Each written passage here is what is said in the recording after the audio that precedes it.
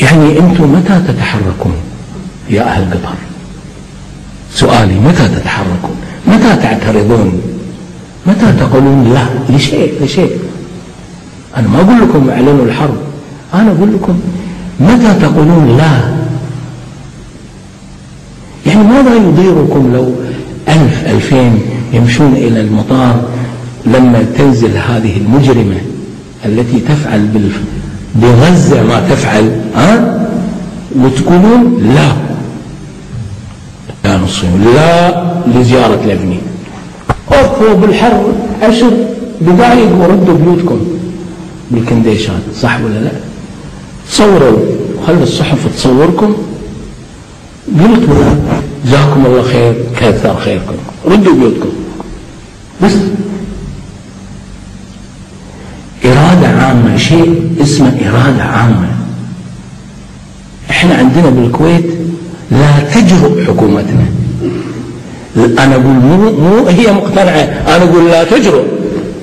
أنا باعتباري مؤسس في المؤتمر الشعبي الخليجي لمقاومة التطبيع مع الكيان الصهيوني، أنا أقول لا تجرؤ حكومتنا في الكويت، وكانوا يسمعون، لا تجرؤ أنها تدعو مجرم إسرائيلي واحد.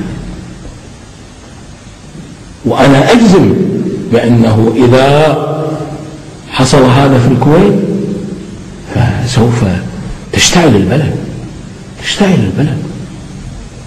ليش؟ لأن أكو شيء اسمه إرادة عامة عندنا. أنتوا هل عندكم إرادة عامة ولا ما عندكم؟ هذا سؤال أنتوا أدرى به. أنا أشك أن عندكم إرادة عامة، لأن لو عندكم إرادة عامة كان رحتوا وقفتوا في مطار الدوحة، رفعتوا يافطات لا لزيارة لبنان. بس أنا هذا اللي أبي منكم، وهذا اللي جيت أنا هني حتى أحرضكم على فعله. بس قولوا لا، ردوا بيوتكم. هذه اللا مع الأيام تنمو، تكبر، تتسع، تأخذ أشكال أخرى من الرفض والممانعة.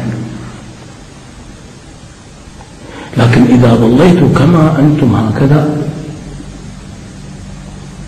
حباري قاعدة خايفة من الصدر، فهمت كيف؟